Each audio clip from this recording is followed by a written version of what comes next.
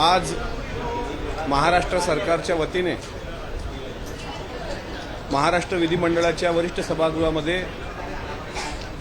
दीपकजी केसरकर यांनी जो अर्थसंकल्प सादर केला तो अर्थसंकल्प बळीराजाला समर्पित आहे असं त्यांनी म्हटलं। इतकंच नाही तर जगद्गुरू संत तुकाराम महाराजांचा निर्वाण दिवस अर्थात बीज महोत्सव आज आहे म्हणून त्यांनी अनेकदा तुकाराम महाराजांचं नाव पण घेतलं। आणि आता मी येण्यापूर्वी भारतीय जनता पार्टीचे काही आमदार खोटं बोलून तुमची सुद्धा कशी दिशाभूल करतात हे मी प्रत्यक्ष पाहिलंय। एकंदरीत हा अर्थसंकल्प जरी याला पंचामृत असं नाव या सरकारने दिलं असेल तर शेतकऱ्यासाठी मात्र तो विषाचा प्याला ठरलेला आहे। आज गेल्या 9 महिन्यामध्ये शेतकऱ्यांवर ज्या पद्धतीनं संकट आलेलं आहे, कांदा उत्पादक शेतकरी असेल, वांग्याचे भाव गेले, कोथिंबीर फुकट वाटावी लागली, विजेचा प्रश्न आहे, गॅस दरवाढीचा प्रश्न आहे, याबद्दल सकार शब्दही आजच्या अर्थसंकल्पामध्ये नव्हता। योजना फार मोठ्या मोठ्या आणल्या। आजच्या योजनेमध्ये नमो शेतकरी योजना हे एक नवीन नाव दिलं गेलं। अन्न उत्कृष्ट केंद्र, महाराष्ट्र अन्न अभियान, महाराष्ट्र गोसेवा आयोग, बळीराजा जलसंजीवनी योजना अशा पद्धतीच्या तकलादू योजनांच्या केवळ घोषणा केल्या गेल्या। म्हणजे मगा महाराष्ट्राचे माजी अर्थमंत्री श्री अजितदादा यांनी जे सांगितलं की आगामी निवडणुका डोळ्यासमोर ठेवून आता काही निवडणुकीमध्ये आपल्याला जनाधार मिळत नाही म्हणून या सरकारने घोषणांचा पाऊस पाडलेला आहे। मी ज्या अकोला जिल्ह्यातून येतो, खास करून पत्रकार बांधवांच्या माध्यमातून मला आवर्जून सांगायचं आहे की अकोला शिवनी विमानतळ आणि बडनेरा विमानतळाचा प्रश्न अनेक वर्षापासून प्रलंबित आहे। केंद्रात आणि राज्यात भारतीय जनता पार्टीचे सरकार असताना सुद्धा आज आम्हाला अपेक्षा होती, कारण आमच्या जिल्ह्याचे पालकमंत्री देवेंद्रजी आहेत, त्यांनी 1 रुपयाचीही तरतूद अकोला विमानतळासाठी केलेली नाही। अकोला जिल्ह्यात, अमरावती जिल्ह्यामध्ये, बुलढाणा जिल्हा असेल, त्यानंतर आपला वाशिम जिल्हा असेल, या भागातला जो कापूस उत्पादक शेतकरी आहे, या कापूस उत्पादक शेतकऱ्यासाठी सुद्धा कुठलंही धोरण आखलेलं नाही। जुनी पेन्शनची जी योजना आहे, म्हणजे जुनी पेन्शन लागू करा ही जी काही पेन्शन धारकांची आणि शिक्षकांची, पदवीधरांची मागणी होती, ज्याच्या पडसाद मागच्या विधान परिषदेच्या निवडणुकीच्या निमित्तानं उमटले, त्याबद्दल सुद्धा या सरकारने तरतूद केली नाही।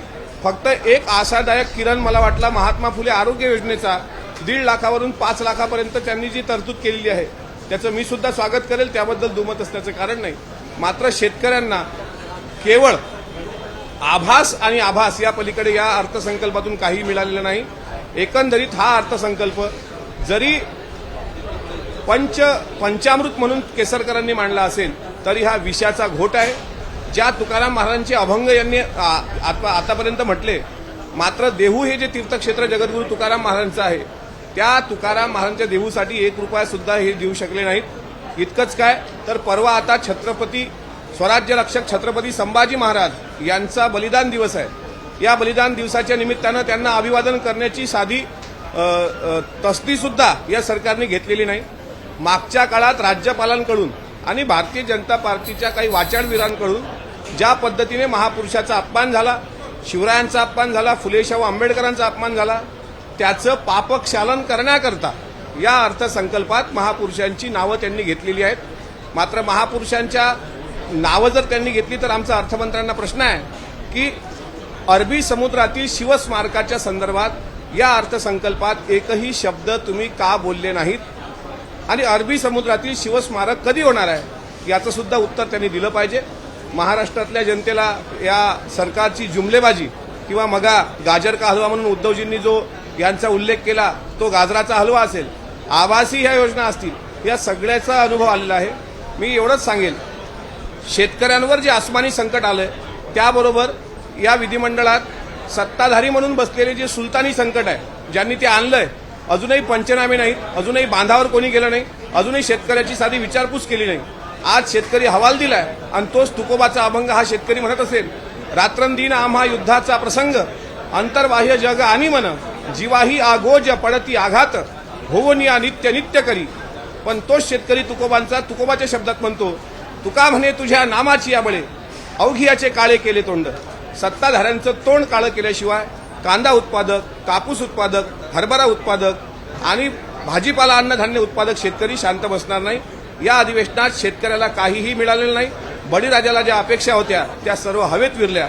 एक शेतकरी म्हणून जो असा तकलादू अर्थसंकल्प अर्थमंत्र्यांनी मांडला त्याचा मी लोकशाही पद्धतीने निषेध करतो आणि माझ्या बळीराजासोबत जो तुम्ही घात केलाय त्याचं पापक्षालन तुम्हाला आगामी काळात करावं लागेल, एवढं मात्र तुकाराम बीजेच्या निमित्तानं तुकोबांच्या चरणी मी प्रार्थना करतो।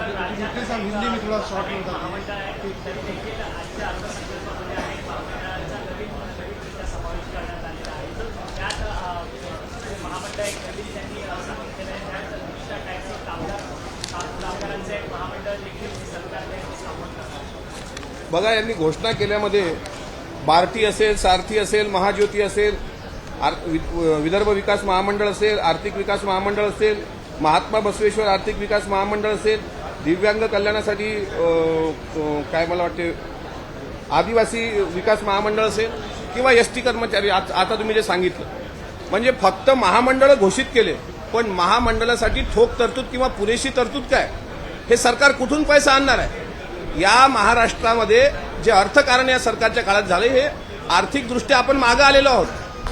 आपला जो रेशो आहे म्हणजे जो आपला जीडीपी वाढायला हवा होता किंवा आपला जो इन्कम सोर्स वाढायला हवा होता, आपण बाबासाहेब आंबेडकरांचं एकीकडे उदाहरण देत आहे, प्रॉब्लेम ऑफ रुपीजला 100 वर्ष होत आहेत, पण आर्थिक स्तर या महाराष्ट्राचा वाढलेला नाही आहे ना। त्यामुळे एवढी मोठी ठोक तरतूद जी आज तुम्ही कोट्यावधी रुपयाचा आकडा सांगून केली, महामंडळाची घोषणा केली, मात्र त्यासाठी किती आर्थिक तरतूद केली हे मात्र चपलकीने अर्थमंत्र्यांनी सांगितलेलं नाही। त्यामुळे श्रीमंतांना डोळ्यासमोर ठेवून 2024च्या निवडणुकीमध्ये ही लोक आपल्याला जनकौल देतील या भाबड्या आशेपोटी मानलेला हा तकलादू अर्थसंकल्प आहे।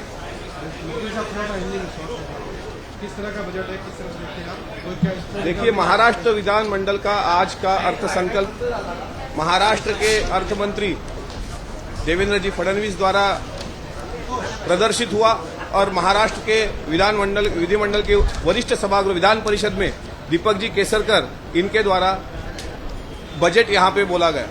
मैं एक किसान हूं, एक किसान का बेटा हूं। पिछले 4-7 दिनों से अगर आप देख रहे होंगे तो महाराष्ट्र में जिस तरीके से प्याज उत्पादक किसान है या फिर कपास बोने वाला किसान है, धान बोने वाला किसान है, चना बोने वाला किसान है, इस किसानों के प्रति कोई संवेदना इस बजट में नहीं है।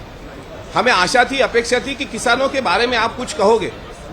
25 बार आप जगतगुरु संत तुकाराम महाराज का नाम ले चुके हो, जिस तुकाराम महाराज ने उस जमाने में किसानों का कर्जा माफ कर दिया था, ये तो आप बोल नहीं पाते। क्या इनमें हिम्मत थी कि महात्मा फुले कर्ज माफी अभियान जो पिछली गवर्नमेंट ने लागू किया था, उसके बदौलत 15-50 हजार रुपए जो अनुदान देने वाले थे, उसका भी कोई ऐलान नहीं हुआ है।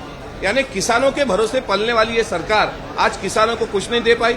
मैं अकोला जिले से आता हूं, मेरा अकोला का एयरपोर्ट है, शिवनी एयरपोर्ट, बडनेरा एयरपोर्ट, अमरावती का एयरपोर्ट है, उसके लिए भी कोई निधि की तरतूद इस गवर्नमेंट ने की नहीं। अगर ये निधि की तरतूद की होती तो कम से कम हमारे यहाँ 2 पैसे का इनकम सोर्स शुरू हो सकता था। लेकिन महाराष्ट्र के पूर्व मुख्यमंत्री उद्धव जी ठाकरे साहब अभी आए थे, पूर्व अर्थमंत्री यहाँ पे आके कह के गए कि ये सिर्फ गाजर का हलवा है, आभासी अर्थसंकल्प है, इसमें किसी भी समाज के लिए कुछ नहीं मिला। आज जिस प्रकार यहाँ पे भारतीय जनता पार्टी के विधायक आके जिस तरीके से बात कर रहे हैं, उनमें आत्मविश्वास नहीं है। उनको ये पता है ये गवर्नमेंट जाने वाली है और अगर लोगों को खुश करना हो तो सिर्फ आंकड़े बढ़ाए जाए, आंकड़े फुला के बढ़ाए जाए, इसके अलावा वो कुछ नहीं कर पाए। हमें लगता था कि जिस तुकाराम महाराज का आप नाम ले रहे हो, उनका जो जन्मस्थल है देहू, उसके लिए आपने कुछ नहीं किया। छत्रपति शिवाजी महाराज का अरबी समुद्र का जो स्मारक था, जिसको कैबिनेट दर्जा था, आज मेटे साहब यहाँ पे नहीं है, स्वर्गीय मेटे साहब ने भी प्रयास किया था। अगर आज आपकी गवर्नमेंट महाराष्ट्र में और केंद्र सरकार आपकी है तो छत्रपति शिवाजी महाराज के अरबी स्मारक के लिए आपने इस अर्थसंकल्प में कोई तरतूद क्यों नहीं की? क्यों आपने आर्थिक विकास महामंडलों में 1 रुपया भी नहीं दिया? किसी भी समाज के लिए कुछ भी इस संकल्प नहीं है। इसका कारण स्पष्ट है, महाराष्ट्र के किसानों को इस अर्थसंकल्प से कोई राहत नहीं मिली। महाराष्ट्र का किसान दुखी था, दुखी है, और इन लोगों ने उसी तरीके से रखने का प्रयास किया और पैसे वाले लोगों को खुश करने का प्रयास किया। मैं इस अर्थसंकल्प का एक किसान का बेटा इस नाते तीव्र शब्दों में कड़ी निंदा करता हूं, खेद व्यक्त करता हूं।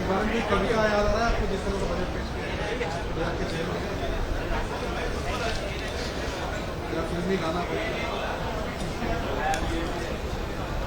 अभी तो देखिए, बोला जाए तो बहुत है। वो एक चतुर नार बड़ी होशियार, कल के सिंगार, मेरे दिल के द्वार ये लुटत जाए और हंसत जाए, ये जो महबूब का गाना था, तो उस तरीके की ये चतुर नार है। एक चतुर नार करके सिंगार बड़ी होशियार, और उसी द्वारा उन्होंने इस अर्थ संकल्प को हमारे आगे रखा। ये बहुत चतुर लोग हैं। मैं काफी सालों से एक डायलॉग बोलते हुए आ रहा हूं इनके बारे में। अब आपकी इच्छा है तो फिर से बोल देता हूं। शर्म तो उनको आती है जो शर्म को शर्माते हैं। ये तो इतने बेशर्म है कि शर्म भी इनको शर्माती है। इसलिए इस अर्थव्यवस्था, ये अर्थ संकल्प का मैं कड़ी निंदा करता हूं और तीव्र शब्दों में धिक्कार करता हूं। एबीपी माझा, उघडा डोळे बघा नीट।